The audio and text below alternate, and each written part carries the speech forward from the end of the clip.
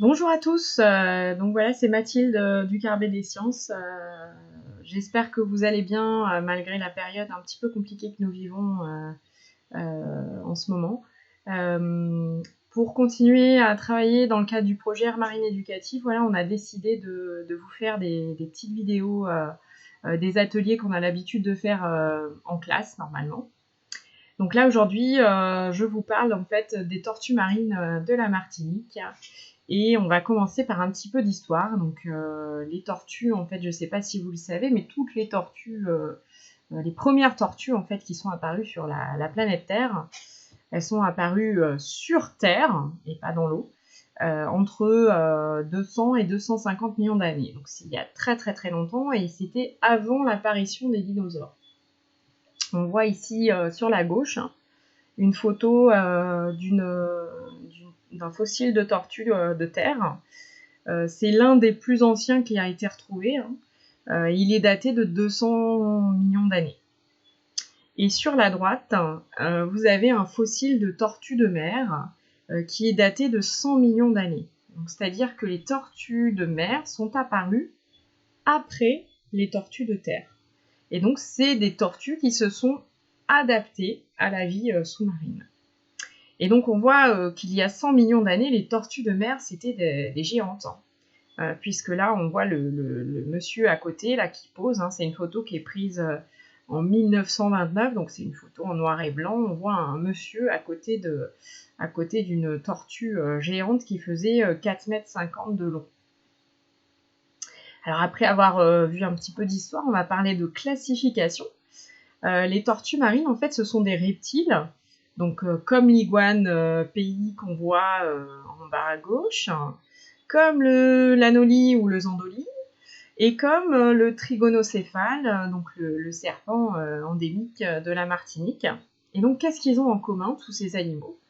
Eh bien, la première chose qu'on voit, bien entendu, c'est la présence d'écailles sur leur corps. Et alors, un autre point commun qu'on ne va pas voir, mais qu'on connaît puisqu'on les a étudiés, tous ces animaux, ils ne régulent pas leur température. Ils ne sont pas capables de réguler leur température comme les êtres humains, comme nous. Nous, les êtres humains, on doit avoir une température qui se maintient à 37 degrés. Donc, quand on a trop chaud, eh ben, on va avoir tendance à transpirer. Et puis, quand on a trop froid, eh ben, on frissonne, on grelotte, on essaye de produire de la chaleur pour essayer de remonter à 37 degrés. En tout cas, de ne pas descendre en dessous de 37 degrés. Troisième point commun, c'est que ces animaux, pour se reproduire, pondent des œufs. Donc, ils sont ovipares. Alors, chez la plupart des espèces, certains serpents, il y a des exceptions en fait chez certains serpents. Et dernier point important en fait, c'est qu'ils respirent tous avec des poumons, donc comme nous, et donc ils doivent respirer dans l'air. Et donc pour la tortue marine, on comprend bien, elle a une grosse partie de sa vie dans l'eau et sous l'eau. Et donc, comme elle a des poumons, elle est obligée de remonter régulièrement à la surface pour respirer. Et donc, quand elle est sous l'eau, elle est en apnée, c'est-à-dire qu'elle retient sa respiration. Et donc, bien entendu, elle a développé une capacité très importante en apnée. Il faut savoir qu'elles tiennent entre 10 et 30 minutes en moyenne. Ça dépend de leurs activités, en fait, de la dépense énergétique qu'elles ont et donc la consommation d'oxygène qu'elles ont. Elles vont consommer moins d'oxygène au repos qu'en déplacement. Et il faut savoir que la tortue lutte, qui est la plus grosse des tortues, on apprendra à les identifier tout à l'heure, elle, comme elle vit au large et qu'elle peut descendre à 1300 mètres de profondeur, elle va rester jusqu'à 80 minutes en apnée. Donc ça veut dire 1h20. Et du coup, c'est un peu la championne. Alors, je ne sais pas si vous avez une idée du record d'apnée en statique, c'est-à-dire sans bouger, parce que l'apnée c'est un sport. En fait, c'est un Français qui le détient. Il est resté 12 minutes en apnée, en statique, voilà, lors d'une compétition. Donc la je vais vous montrer une petite vidéo pour voir un petit peu justement la tortue, comment elle se déplace dans l'eau, mais surtout comment elle respire. Elle fait ça souvent, normalement, quand ça se passe bien. Quand elle n'est pas dérangée, elle fait ça en plusieurs étapes. Alors cette vidéo, elle a été prise aux Anses d'Arlet.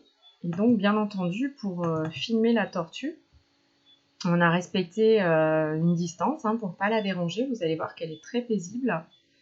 Donc la distance minimum à respecter, c'est au moins 5 mètres entre soi et la tortue, quand on va observer les tortues.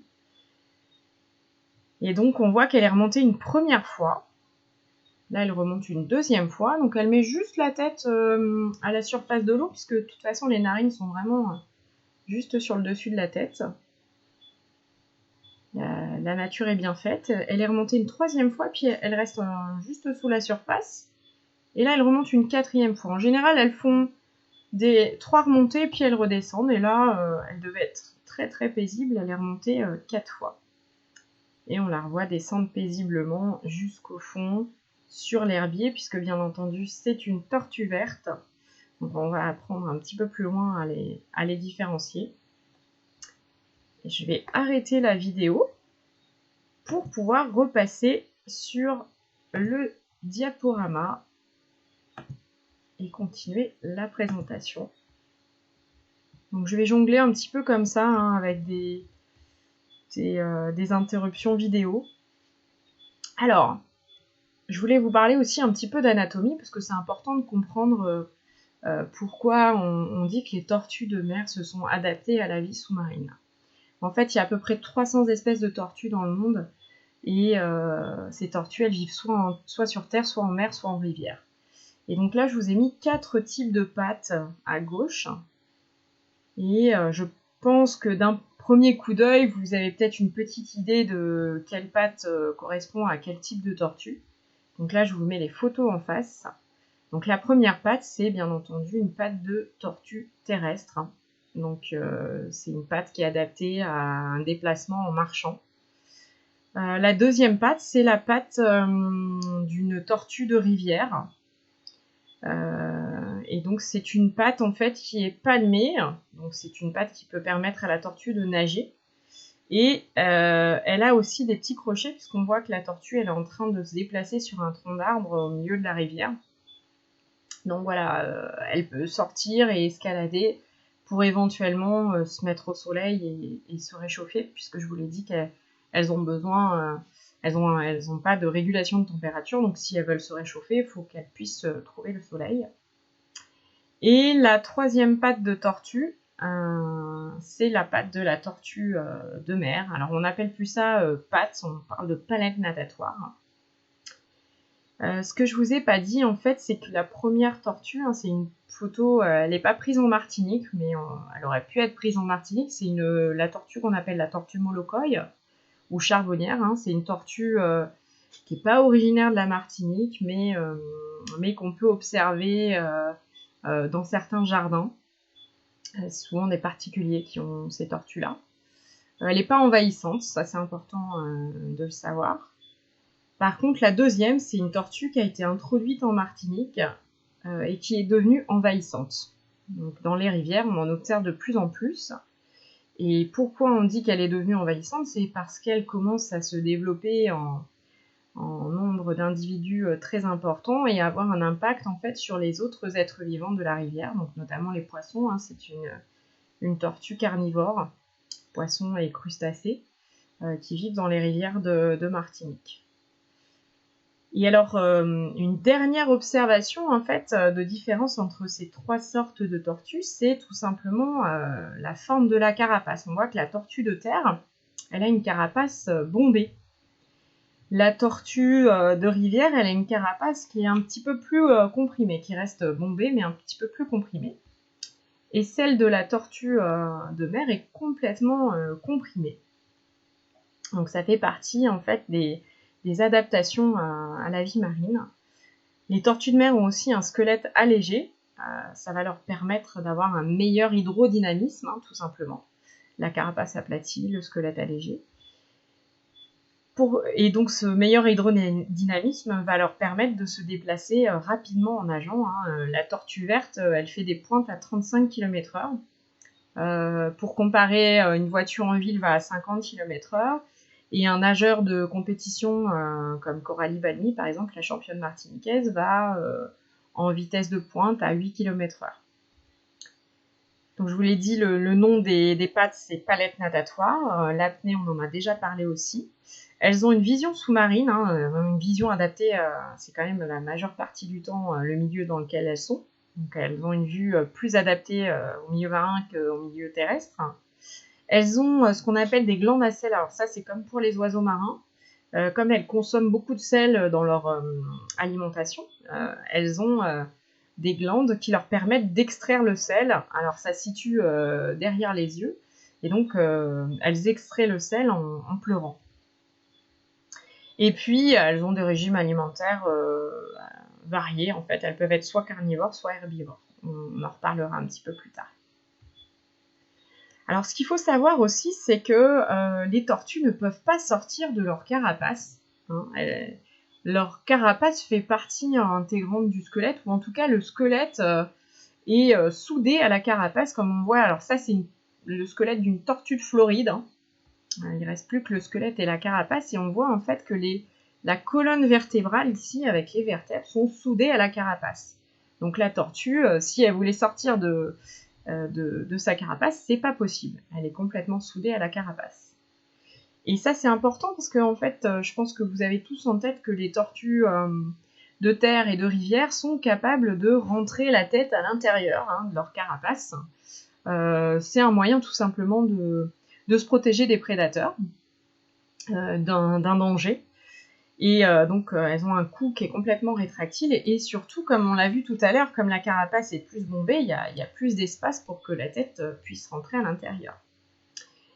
Et par contre, chez la tortue marine, on a vu que la carapace était complètement aplatie et donc elle a perdu cette capacité de rentrer dans sa carapace, mais en même temps, on a vu qu'elle avait acquis des caractéristiques qui lui permettent d'aller assez rapidement dans l'eau. Donc elle n'en a plus besoin.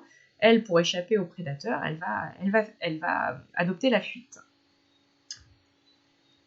Alors, on va passer à essayer de différencier donc les espèces de tortues marines qu'on peut observer soit dans l'eau, soit sur la plage aux Antilles françaises, en Martinique, mais plus largement aux Antilles françaises, voire même dans la Caraïbe.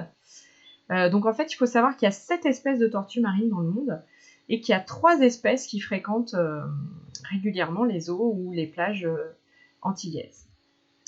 Alors, je vous ai mis les 3 d'un coup parce qu'on va utiliser ces illustrations pour pouvoir les comparer. On va d'abord commencer par la tortue lutte qui est tout en bas parce qu'elle est très différente des 2 autres. La tortue lutte, en fait, c'est une exception à la règle parmi les reptiles. C'est un animal qui n'a pas d'écailles. Il y a toujours des exceptions. Nous, les êtres humains, on aime bien tout classer dans des petites boîtes, mais des fois, ça marche pas. Donc la tortue lutte, elle n'a pas d'écailles. Elle a une couleur très caractéristique, bleu nuit avec des taches blanches. Et elle a sur le dessus de sa carapace des espèces de traits comme ça, qu'on appelle des carènes. Et en fait, je ne sais pas si vous connaissez un petit peu le vocabulaire du nautisme. Sous un bateau, il y a en général 2 carènes. En fait, on s'est inspiré pour un meilleur hydrodynamisme des bateaux. On s'est inspiré, bien entendu, de la nature. Les carènes, il y en a aussi chez les poissons, les grands poissons pélagiques, le thon, le marlin. Et donc, ça leur permet de mieux glisser dans l'eau, d'avoir un meilleur hydrodynamisme. Ce qu'on peut dire aussi, en fait, c'est que, elle a beau pas avoir d'écailles, cette tortue lutte, elle a une carapace qui est constituée, en fait, d'une peau très épaisse, comme le cuir. Donc les sacs en cuir, les chaussures en cuir, on voit, c'est assez costaud. Et il y a une grosse couche de graisse en dessous. Donc elle est bien protégée, ses organes internes sont bien protégés par cette carapace. Et elle a comment dire, on l'appelle la tortue lutte en fait, hein, parce que quand on regarde le dessus de sa carapace, en fait, ça fait penser à l'arrière de cet instrument de musique qu'on appelle le luth, hein, qui est l'ancêtre de la guitare, donc c'est un instrument à cordes, et l'arrière, en fait, comme c'est des plaques de bois assemblées, ça fait penser aux carènes de la tortue lutte. Donc voilà l'origine de son nom, hein, c'est pas qu'elle lutte dans la vie, c'est qu'elle ressemble à l'instrument de musique ancêtre de la guitare. Alors, je vais revenir après sur l'intérieur de sa gueule, puisque ce sera lié au régime alimentaire. On va passer aux deux tortues qui se ressemblent un petit peu, hein. Si on regarde la couleur, c'est vraiment pas la couleur qui est importante, hein. Parce que dans l'eau, elles ont à peu près les mêmes couleurs. Alors, les dessins sur les écailles sont pas les mêmes, mais ça, c'est impossible en fait, même au sein des tortues imbriquées ou au sein des tortues vertes, elles ont des dessins un petit peu différents sur les écailles. Donc, c'est pas le critère qu'on va observer pour pouvoir les différencier. La tortue imbriquée, elle a sur le dessus de la carapace des écailles qui sont superposées. Je ne sais pas si vous voyez que celle-ci, là où il y a ma souris, est sur celle d'après, qui est sur celle d'après, qui est sur celle d'après. Voilà. Donc elle a les écailles superposées, les unes sur les autres, ou imbriquées. Donc, comme ça, on a un petit moyen mémotechnique pour s'en rappeler. Et deuxième chose très importante, elle a un bec pointu ou crochu, si vous préférez. Il y a un autre critère que je vous ai noté, mais qui n'est pas, c'est pas grave si vous ne le retenez pas. Les deux principaux critères, si vous les avez, ça va vous permettre automatiquement de différencier les tortues marines, que vous la voyez de profil ou du dessus. Et la tortue verte, donc elle, on voit qu'elle n'a pas les écailles superposées, mais elle a les écailles posées les unes à côté des autres. Donc, un petit peu comme les carreaux d'un carrelage, alors que la tortue imbriquée, c'est un petit peu comme les tuiles sur un toit, pour les toits qui ont des tuiles. Et on voit que la tortue verte, elle a un bec arrondi. Alors, la forme du bec, c'est directement lié à ce qu'elles vont consommer. La tortue imbriquée, elle a un bec pointu parce qu'elle consomme des éponges. Voilà, ce sont des éponges marines qui sont représentées à droite. Alors les éponges, en fait, on a une très très grande diversité d'éponges dans la mer des Caraïbes. On a 800 espèces connues à peu près, mais on ne connaît pas tout.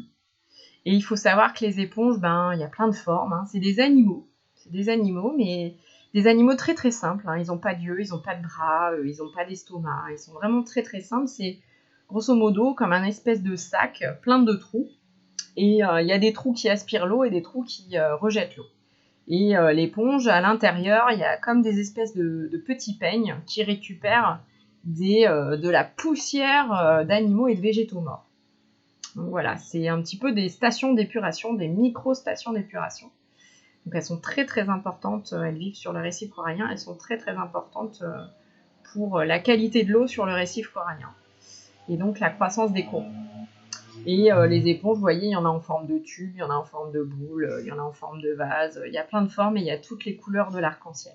Et donc la tortue imbriquée, elle adore les éponges. Alors elle ne mange pas que des éponges, elle peut aussi manger des crustacés et des coquillages, et c'est pour ça, avec ce bec, elle peut casser les coquillages, concasser les coquillages et les crustacés, qui ont des carapaces. Et puis les éponges, c'est un petit peu caoutchouteux. Donc la tortue imbriquée, elle va pouvoir en fait déchiqueter les éponges. Alors la tortue verte, elle, on a vu, elle a un bec arrondi. Et donc elle va être herbivore. Elle va manger des herbes. Donc comme on a vu dans la vidéo précédente, elle est sur les herbiers, les grandes prairies sous-marines. Et la tortue lutte, elle, vous avez vu à l'intérieur de sa gueule, là c'est la gueule de la tortue qui est ouverte, il y a plein de petits piquants. Et alors ça, c'est très important pour elle, parce qu'elle mange principalement des méduses, comme vous voyez à droite. Mais pas que, elle mange tout un tas d'organismes gélatineux comme les méduses, qui se laissent porter par les courants, qu'on appelle le plancton. Mais alors le plancton qu'on voit à l'œil nu. En fait, il y a du microplancton et du macroplancton. Macro, c'est ce qu'on voit à l'œil nu, donc comme les méduses. Et donc la tortue lutte, comme les méduses, c'est un petit peu gélatineux. Elle est équipée en fait dans sa bouche et dans sa gorge de ces épines en fait pour retenir la méduse pour pouvoir l'avaler. Alors juste avant de vous montrer justement des tortues en alimentation, en vidéo, je vous les ai mis en fait dans l'ordre, je vous les ai pas mis à l'échelle les tortues, mais vous voyez que la plus petite, c'est la tortue imbriquée qu'on appelle aussi la carrette. Donc elle va faire, c'est les dimensions maximales, jusqu'à 1 mètre, jusqu'à 75 kg. Donc je vous ai mis, c'est l'équivalent d'un humain moyen, on va dire, en poids. La tortue verte, elle fait jusqu'à 1,85 m. Et elle va faire jusqu'à 200 kg, donc le poids d'un cochon adulte. Et puis la tortue lutte, elle va faire jusqu'à 2 mètres, donc c'est la plus grande des tortues marines, même du monde entier. Et elle va faire jusqu'à 950 kg. Alors, je vous ai mis à côté, c'est le poids en fait d'une petite voiture. Donc c'est des animaux assez costauds quand ils atteignent leur poids maximal. Alors la plupart des tortues qu'on peut observer en ponte en Martinique, la tortue lutte, on l'observe plutôt en ponte. En mer, on l'observe très peu. Il y a surtout les marins pêcheurs qui peuvent l'observer puisque c'est une tortue qui vit plutôt au large.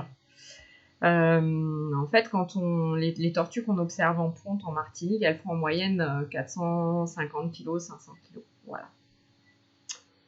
Donc là, justement, je vous ai dit, on va regarder des petites vidéos. Donc je repasse sur l'autre logiciel pour pouvoir vous montrer donc des tortues en alimentation. Donc là, on voit la tortue verte. Donc c'est toujours aux anses d'Arlay.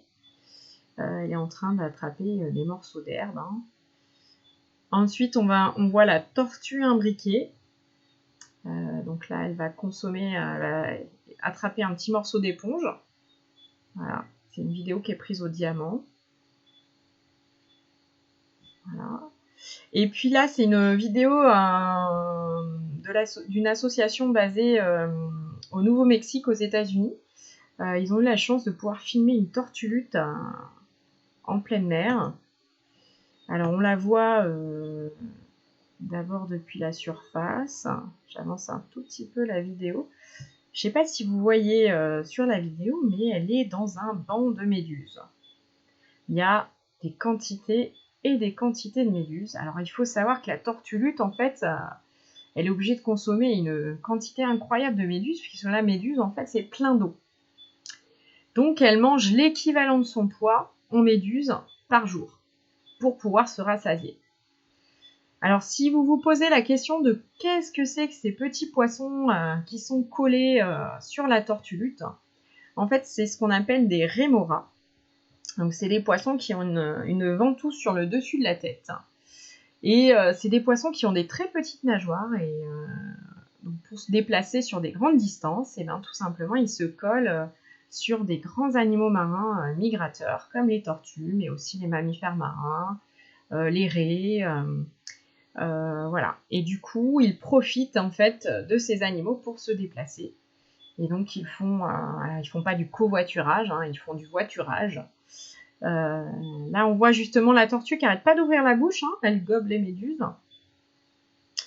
Et il y a un autre petit poisson que vous avez peut-être vu, qu'on a aperçu, qui revient de temps en temps, qui est gris avec des rayures noires.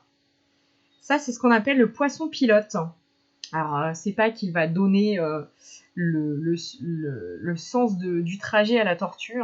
C'est un poisson qui, pareil, accompagne les grands animaux marins migrateurs.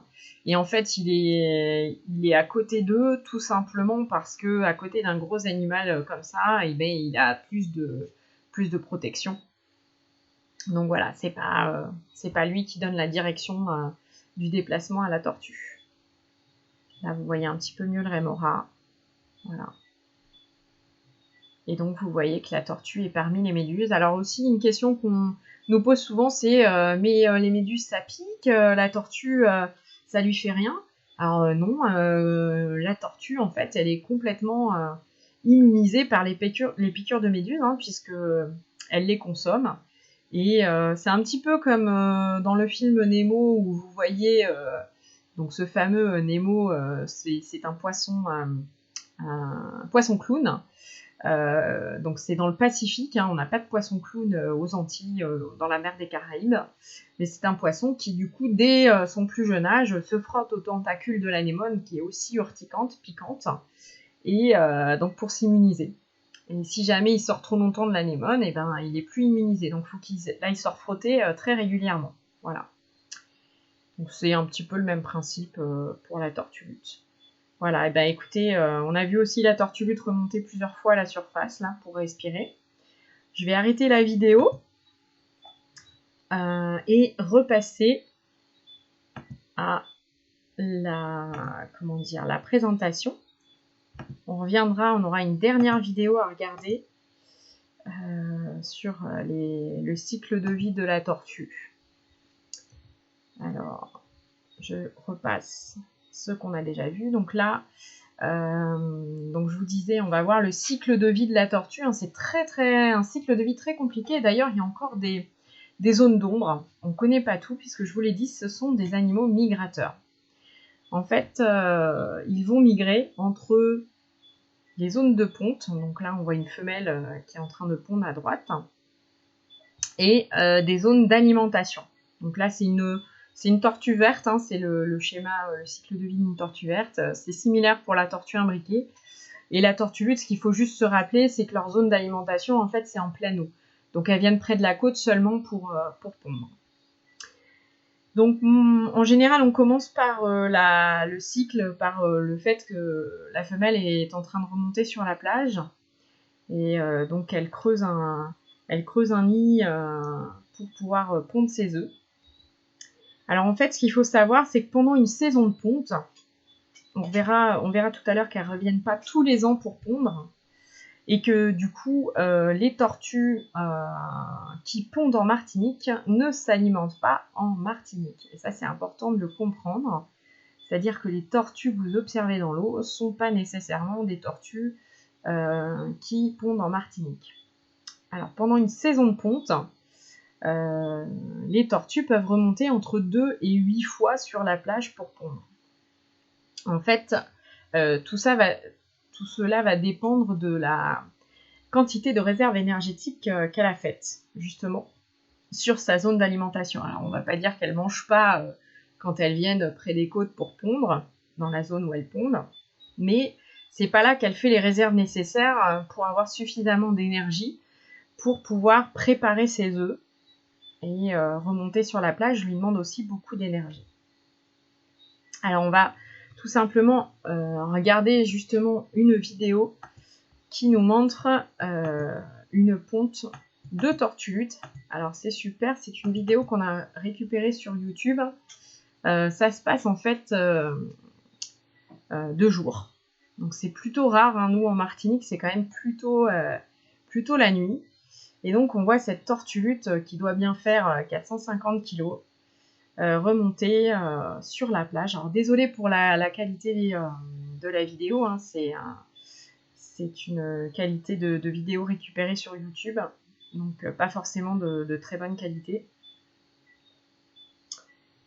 Et donc on voit cette tortue qui est en train de remonter et qui s'y prend en plusieurs fois, parce que évidemment elle a des pattes adaptées à nager et pas à marcher. Donc elle se hisse avec difficulté quand même sur la plage. Donc ça lui prend un certain temps. En tout, ça va durer à peu près 1h30. Elle va remonter un endroit sur la plage. La tortue lutte, comme elle est assez lourde, elle va remonter à peu près au milieu de la plage, hein, alors que la tortue imbriquée et la tortue verte vont remonter plus haut. Elles vont pondre en général dans la végétation. Donc la première chose qu'elles font, les tortues, c'est qu'elles balayent. Vous avez vu, elles utilisent ses pattes avant pour déblayer un petit peu la zone, hein, s'il y a des brindilles, des feuilles, etc. Donc elle essaye d'aplanir la zone et d'enlever un petit peu les déchets. On appelle ça l'étape du balayage. Et puis, elle va passer ensuite à l'étape de creuser le nid. Donc vous voyez qu'elle utilise ses pattes arrière. Alors la tortue lutte, en fait, elle a vraiment des pattes un peu en forme de pelle. Et du coup, donc elle prend aussi pas mal de temps pour creuser le nid. Hein. Il va faire à peu près 60 cm de profondeur, le nid. Donc, après, ça dépend de la taille des pattes. Hein. Et une fois que le nid est creusé, vous voyez qu'on aperçoit des œufs qui sont en train de tomber.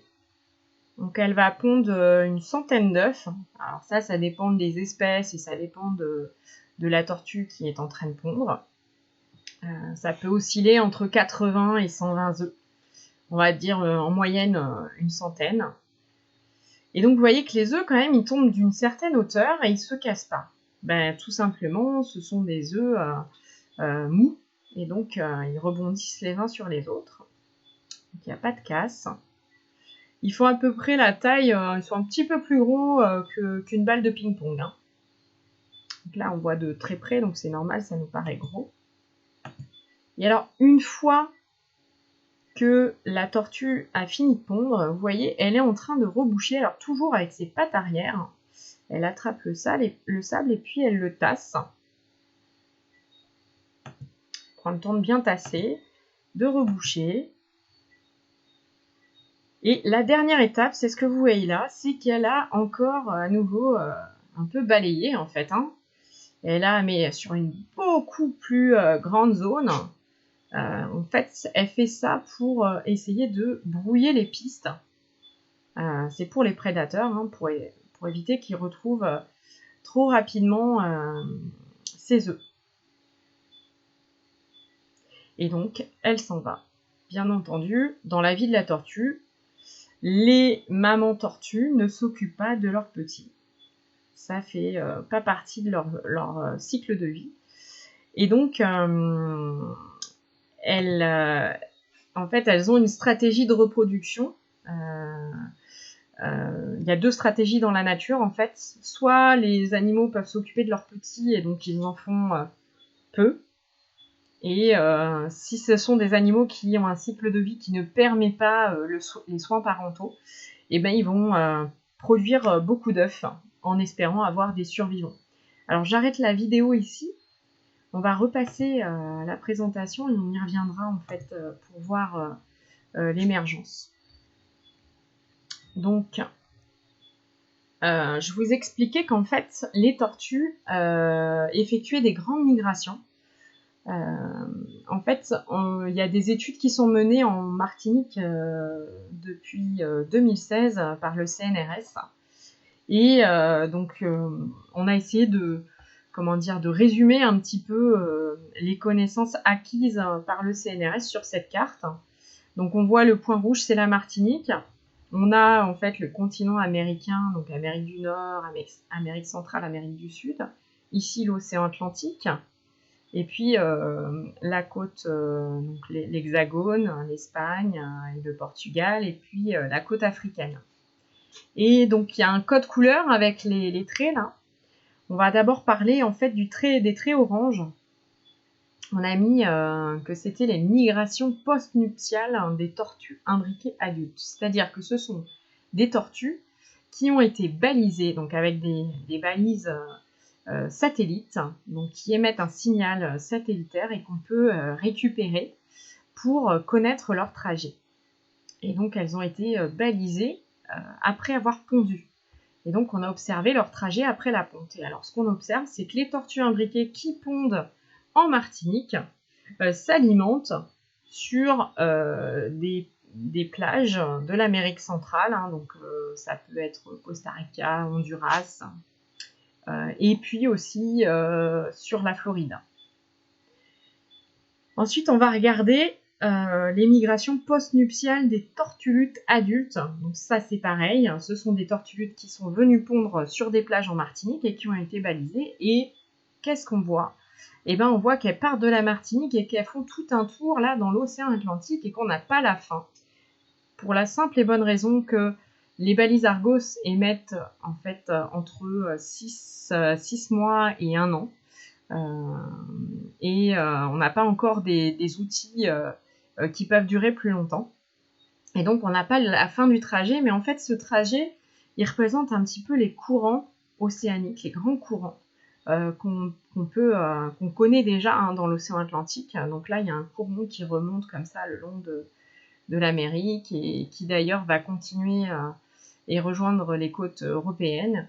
Et la tortue, elle a pris d'autres courants, puisque bien entendu, les tortues cèdent des courants. Alors, bien sûr, il y a des courants et des contre-courants. Donc là, en l'occurrence, c'est bien des courants qui vont dans le bon sens pour elles, pour pouvoir redescendre voilà, vers le long des côtes africaines. Et elle a certainement dû, si on avait eu le trajet, elle aurait retraversé l'océan Atlantique, peut-être longer les côtes de l'Amérique du Sud, et puis remonter le long des Antilles. Voilà, donc ça, c'est les trajets de tortues lutte adultes qui pondent en Martinique. Et puis, on a un autre type de trajet, c'est en fait de la migration de tortues juvéniles. Donc, des tortues qui s'alimentent en Martinique, des tortues vertes qui s'alimentent en Martinique, aux anses d'Arlet. Et elles ont été balisées, et on observe en fait qu'il y a deux types de trajets. Des tortues qui vont du côté, qui descendent en fait, qui font d'abord une pause du côté de la Guyane et du Suriname, et qui vont aller jusqu'au Brésil. Et ce serait leur zone d'alimentation, mais pas leur zone de ponte. Ce serait une zone d'alimentation en fait adulte. Et donc la Martinique, pour ces tortues vertes juvéniles, serait une zone d'alimentation juvénile. Et du côté du Brésil, elles auraient une zone d'alimentation adulte. Et ce seraient des tortues, alors le CNRS a également fait des études génétiques, et ce seraient des tortues qui seraient originaires du Suriname et de la Guyane, et donc qui reviendraient pondre, parce que ça, on le disait, et on commence à avoir des éléments de réponse, les tortues reviendraient pondre sur leur zone de naissance. Et donc là, on a des premiers éléments de réponse pour ces tortues vertes, cette population de tortues vertes de l'Atlantique. Donc elles reviendraient pondre en Guyane, enfin les plages de Guyane et de Suriname. Et puis on voit qu'il y a une autre population de tortues qui part en fait vers les côtes africaines. Voilà. Donc elles effectuent en fait des très longs trajets tout au long de leur vie, puisque les migrations, c'est tout le temps, entre les zones d'alimentation et les zones de ponte.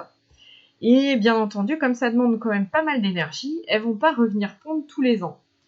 Donc a priori, avec les premiers suivis, avant d'avoir les balises satellitaires, il y avait la pose de bagues avec des numéros, et donc avec un relais national, régional avec la mer des Caraïbes, et puis un réseau aussi international. Donc ça permet d'avoir des échanges et donc d'étudier les populations et leurs déplacements. Et donc on a pu voir avec le traitement de ces données que les tortues ne reviennent que tous les 2 ou 3 ans pour pondre. Alors, la phase après la ponte, une fois que la tortue est repartie, c'est que les œufs vont rester au fond du nid quand même pendant 2 mois environ, une soixantaine de jours. Et donc c'est la phase qu'on appelle l'incubation. Et puis au bout de 2 mois, il va y avoir ce qu'on appelle l'émergence. Donc les bébés vont d'abord éclore au fond du nid, et en fait ils s'attendent tous, on voit là il y a des premières éclosions. Ça continue, et là tout le monde a éclos, et ils s'attendent en fait pour pouvoir remonter tous en même temps. Pour la simple et bonne raison qu'il y a quand même une certaine hauteur à remonter, avec beaucoup de sable bien tassé.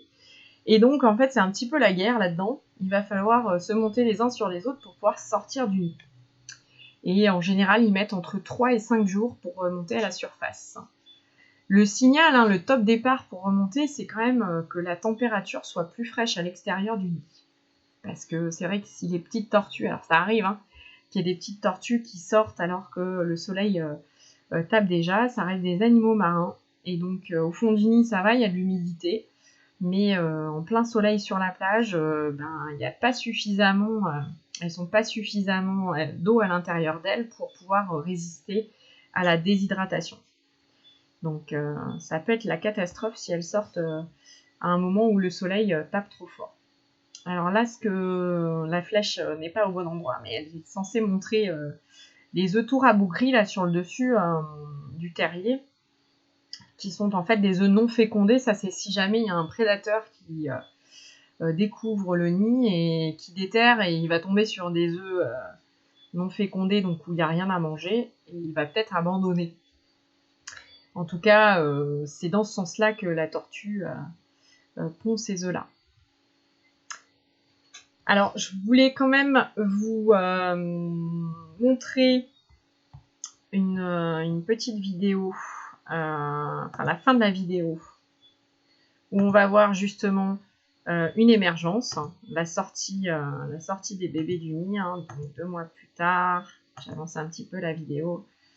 Donc là, on voit des petites tortues en train de sortir. Alors, il y a des images avec des tortulutes, pardon, et des images avec des tortues olivâtres. C'est une espèce de tortue qui vient pondre en Guyane. Donc on voit les petites tortues qui commencent à sortir du nid. Alors là, les petites mouches que vous pouvez voir, en fait, elles sont attirées par le reste de liquide dans lequel baignaient les tortues dans l'œuf, puisque du coup, dans l'œuf, il y a un liquide qui leur sert à se nourrir. Et donc les moucherons, elles sont attirées par ça. Alors là, on voit sur la plage, ce qui est très embêtant pour les petites tortues, c'est la prédation. Donc là, on voit notamment la prédation par des espèces qui n'étaient pas présentes naturellement à cet endroit-là, donc des chiens. Et les chiens, bah oui, forcément, s'ils voient une petite tortue, ils vont en profiter. Hein. Donc ce qu'on peut faire, si on a envie d'aider les petites tortues surtout, donc c'est de ne pas les prendre pour les mettre directement à la mer. Par contre, parce qu'elles ont besoin de faire ce trajet elles-mêmes, la nature est faite comme ça, donc elles ont besoin de faire ce trajet. Par contre, pour les aider, on peut éloigner les prédateurs, bien entendu. Des fois, il y a des chiens, mais il peut y avoir aussi des frégates qui sont là pour les attendre. Et on peut aussi, si jamais il y a des obstacles, des galets, des bouts de bois, etc., qui les empêchent d'avancer, on peut éloigner les obstacles et leur laisser la voie libre pour pouvoir avancer tranquillement. Donc j'avais arrêté un petit peu la vidéo pour avoir le temps de parler. Donc on voit que les petites tortues, là, elles ont dû mettre un petit peu de temps à sortir et ils doivent faire déjà bien chaud et du coup, elles commencent à être déshydratées, fatiguées. Mais il y a quand même des tortues qui vont pouvoir arriver jusqu'à la mer. J'avance un tout petit peu. Alors, il y a encore le chien là qui vient carrément dans un terrier. Et puis celle-ci, elle va avoir la chance d'arriver en mer. Alors bien entendu, en mer, il y a aussi des prédateurs. Hein.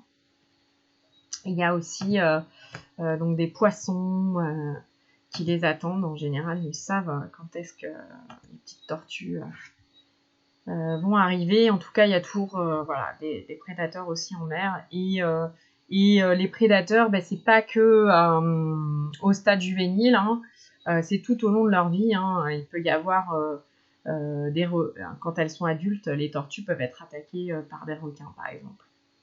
Alors après avoir quitté le nid, qu'est-ce qui va se passer ? Là, on ne sait pas très bien parce qu'on n'a pas les outils pour suivre les tortues quand elles partent vivre au large. Je pense que vous avez tous en tête les dessins animés Nemo et Sammy où on nous montre plein de petites tortues qui avancent ensemble et qui retrouvent leurs parents et qui vivent en famille et qui sont dans les grands courants.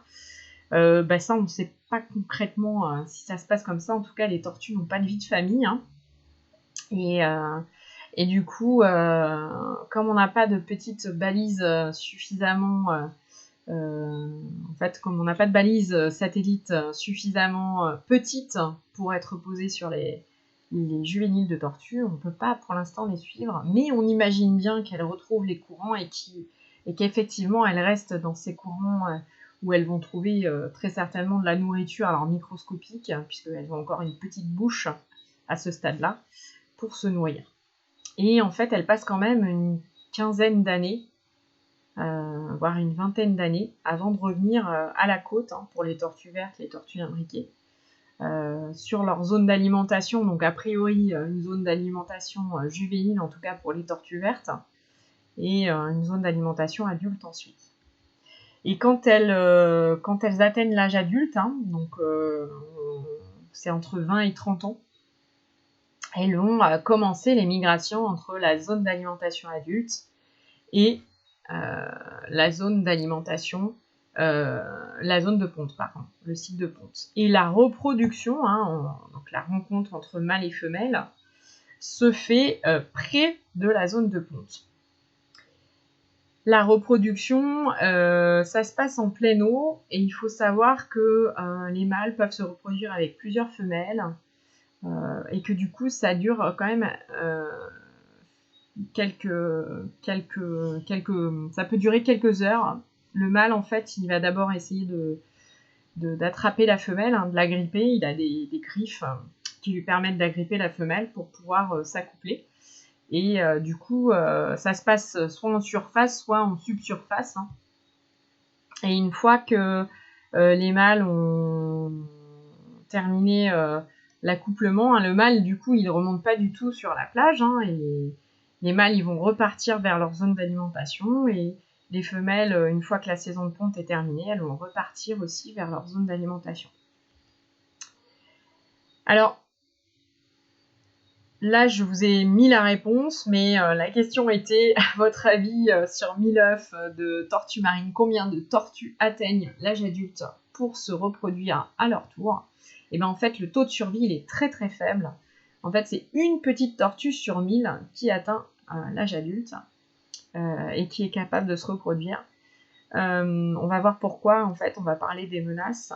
Et du coup, en faisant un petit calcul, je vous ai parlé d'une centaine d'œufs par ponte. Je vous ai dit qu'elle pouvait remonter jusqu'à 8 fois, donc ça va faire 800 œufs par saison de ponte.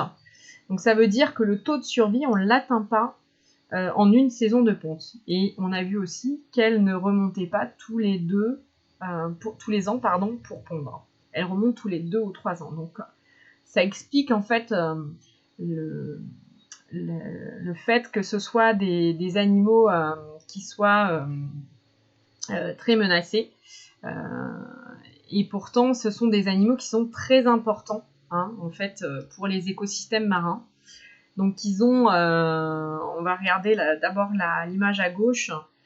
C'est un maillon en fait très très important des chaînes alimentaires. Donc là, on voit une chaîne alimentaire où on a des tortues et des thons. C'est notamment le thon rouge qui mange les méduses.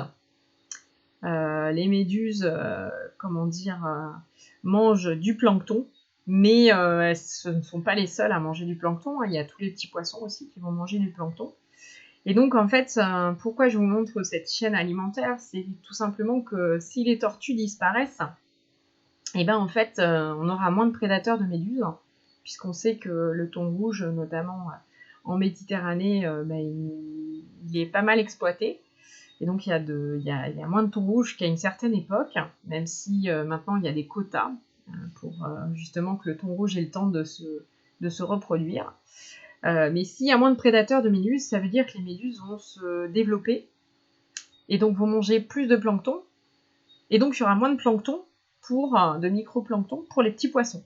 Donc, ça va avoir des conséquences très importantes au niveau de la chaîne alimentaire et des réactions en chaîne sur tout le milieu marin. Donc, les tortues sont très importantes pour le maintien, pour l'équilibre des écosystèmes marins.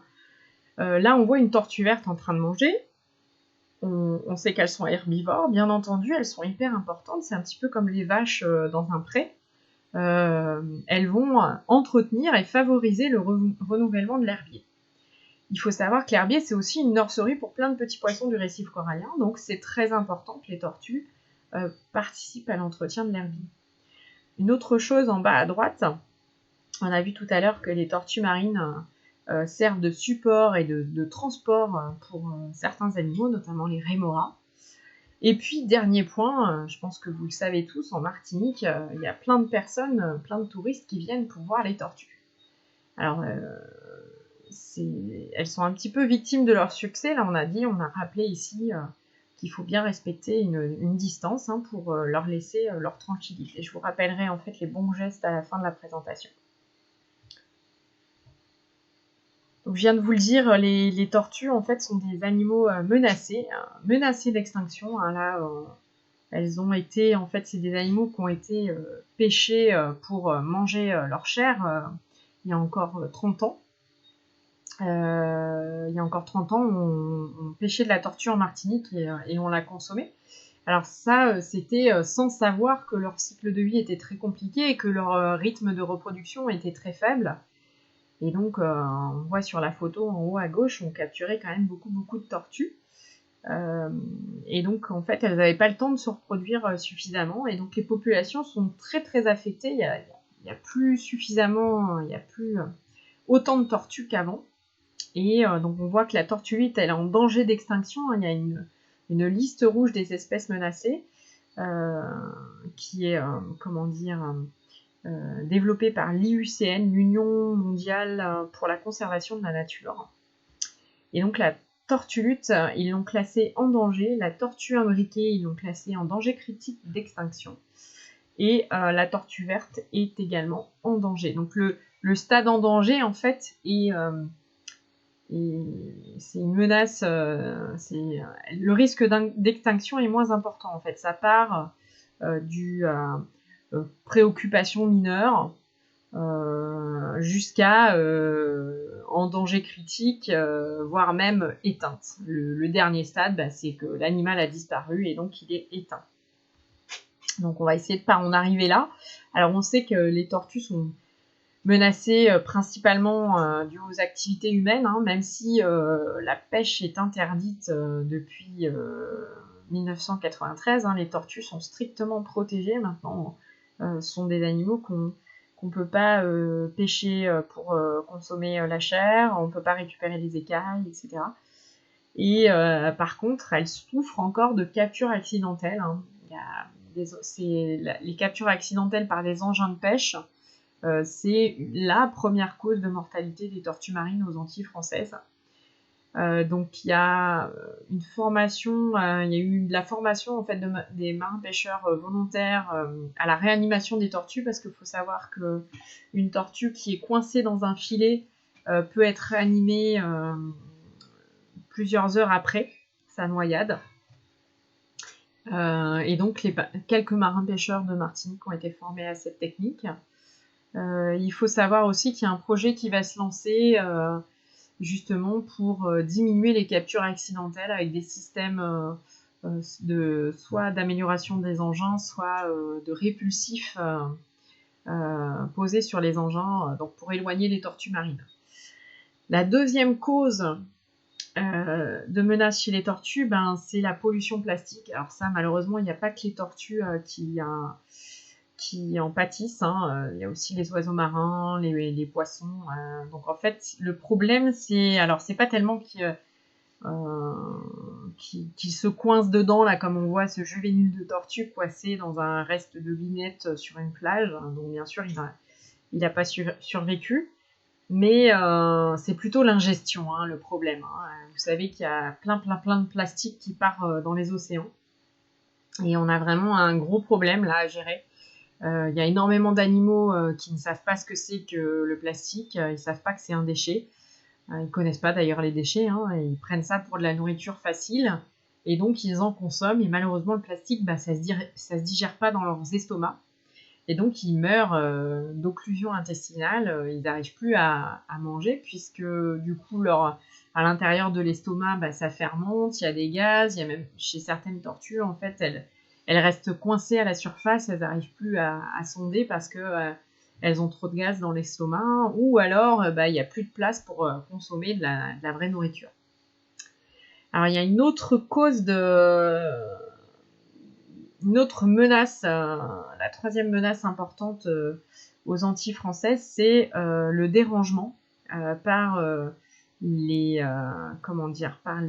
touristes, alors principalement les touristes. Hein. Ce sont les personnes qui ne respectent pas justement la distance de 5 mètres et donc qui perturbent les tortues dans leurs activités quotidiennes. La quatrième cause en fait de menace, c'est la pollution lumineuse. Vous savez qu'il y a de plus en plus d'éclairage public sur les plages. Alors c'est bien pour sécuriser la population, mais c'est perturbant pour les tortues marines. Elles souffrent de désorientation. Les tortues marines, en fait, sont attirées par la lumière et donc ne retrouvent plus la lumière. Souvent, elle est à l'arrière de la plage et donc elles ne retrouvent plus le chemin de la mer. Et donc, c'est à ce moment-là, surtout pour les juvéniles, qu'elles vont être mangées par des prédateurs ou qu'elles vont mourir de déshydratation.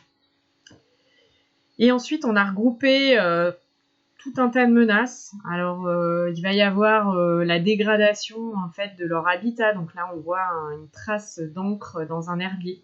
Donc, bien entendu, qui dit moins d'herbier, dit moins de nourriture pour la tortue verte. Ici, on voit une ponte de tortue, en fait, enfin une trace de tortue sur une plage qui n'a finalement pas pondu puisqu'elle est remontée. Elle a été confrontée à une barrière. Et donc, elle est redescendue. Et donc, j'espère qu'elle a trouvé une autre plage pour pondre. Elles peuvent quand même...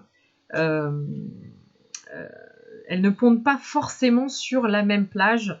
À chaque remontée, elles vont une zone à peu près de 10 km d'écart. Donc, elles peuvent pondre sur plusieurs plages, sur une zone de 10 km de littoral. Une autre menace très importante, en tout cas à la même échelle que la dégradation de l'habitat, c'est l'introduction d'espèces exotiques envahissantes comme la mangouste. La mangouste, quand elle a été introduite, c'était pour lutter contre les rats, principalement contre les rats, et puis éventuellement contre le trigonocéphale dont les populations avaient explosé. Et finalement, ça s'est avéré inefficace, et par contre, elle s'est mise à prédater, à manger les œufs de tortue. Donc là... elle fait des gros dégâts, surtout dans le Nord Caraïbe, sur les plages un petit peu inhabitées. Elles se sont spécialisées dans la chasse des œufs de tortue, comme on le voit sur ce piège photo. Il y a aussi malheureusement encore un peu de braconnage. Et puis, on voit ici cette tortue qui a la carapace abîmée. C'est une tortue qui a été victime d'une collision avec un bateau. Donc ça, malheureusement, il y a plus de trafic en mer, donc... Du coup, il y a des accidents. Et puis une dernière chose, c'est que les tortues peuvent être victimes de maladies. Alors, on pourrait se dire que c'est plutôt naturel et pas dû aux activités humaines, mais donc, il y a des recherches en cours sur cette maladie qui forme des espèces de boursouflures, alors un petit peu partout sur la tortue. Ici, c'est au niveau de l'œil, mais ça peut être au niveau des nageoires, ça peut la perturber. Et on pense que ça pourrait venir de la pollution de l'eau. En tout cas, que ça aurait pu... l'origine pourrait être la pollution de l'eau. Voilà. Donc peut-être une origine liée aux activités humaines et aux eaux usées, au rejet d'eau usée en mer. Alors pour terminer, comment on peut participer à la protection des tortues marines ? Eh bien tout d'abord, je vous l'ai déjà dit à plusieurs reprises, c'est les bonnes pratiques d'observation. Donc d'une manière générale, c'est d'être bienveillant et respectueux de l'espace vital des tortues marines, quelle que soit leur activité, qu'elle soit au repos, en alimentation, en déplacement, en respiration, en ponte sur la plage, en émergence pour les juvéniles. Voilà, être bienveillant. Alors, à terre, en fait, il faut savoir que toutes les plages de Martinique peuvent être des sites de ponte et donc d'émergence potentielle. La saison de ponte, elle s'étend de mars à octobre. En fait, c'est de mars à juillet pour la tortue lutte et d'avril à octobre pour la tortue imbriquée. Très très rare d'observer des pontes de tortue verte en Martinique. Donc c'est plutôt tortue imbriquée, tortue lutte. Et alors si on est témoin d'une ponte, qu'est-ce qu'on doit faire ou qu'est-ce qu'on peut faire ? Eh bien tout simplement laisser faire la nature. Je vous l'ai dit tout à l'heure, le cycle de vie de la tortue, il est compliqué, mais il est comme ça. Par contre, on peut faire en sorte, comme je vous l'ai dit, de déplacer les obstacles, de chasser les prédateurs. Sur Terre, on reste à 10 mètres, parce que le dérangement, en fait, ça peut aller très vite, ça peut provoquer l'abandon de l'activité de ponte pour les mamans tortues. Donc c'est important de laisser suffisamment de distance, au moins 10 mètres. Et puis, on a parlé de pollution lumineuse, ce qui est très important. Les pontes, elles ont lieu en général la nuit. Donc, on éteint les sources de lumière artificielle. Souvent, là, il y a la lumière de la lune et des étoiles qui suffisent pour pouvoir observer la tortue et donc la ponte ou l'émergence. En mer, en fait, au large des côtes, dans les herbiers ou dans les récifs coralliens, les tortues, elles se déplacent, elles se reposent, elles se nourrissent. C'est leur milieu de vie. Nous aussi, on y va dans cet espace de vie. Et donc, pour vivre en harmonie, pour que nous, on puisse profiter, mais que les tortues aient toujours leur espace vital, il faut rester à 5 mètres, comme on l'a dit tout à l'heure. Et alors, si vous voulez observer une tortue, la meilleure manière de le faire, c'est de nager calmement. De ne pas essayer de lui nager après, puisque de toute façon, sa réaction va être la fuite. Et donc, comme on l'a vu tout à l'heure, vous n'êtes pas capable de rattraper la tortue. Et en plus, ça lui provoque du stress et donc, c'est gênant, hein, nous, on n'apprécie pas quand on est stressé. Alors, ce qu'il faut savoir, c'est que les tortues, je vous l'ai dit, elles sont strictement protégées, hein, et donc, quelle que soit l'infraction, que ce soit la capture, la détention, le transport, la vente, le dérangement, y compris le dérangement, on peut être verbalisé. Et la peine, ça peut aller jusqu'à 150 000 € d'amende et 3 ans d'emprisonnement. Voilà, ça c'est le code de l'environnement. Et alors, deuxième chose que vous pouvez faire, c'est si jamais vous observez une tortue morte ou blessée ou en difficulté, vous demandez à vos parents d'appeler le réseau échouage tortue marine. Donc j'ai mis le numéro là sur la droite. C'est un numéro assez facile à se rappeler, hein. C'est un 06 96 bien entendu, 234 235. Donc ça c'est vraiment, même si la tortue est morte, hein, c'est important qu'on ait des informations pour mieux les protéger.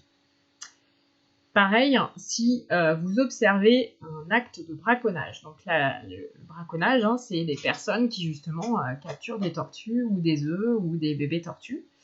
Et bien là, c'est la gendarmerie qui va pouvoir intervenir, hein, puisque du coup, c'est des animaux protégés. Donc il faut appeler la gendarmerie la plus proche.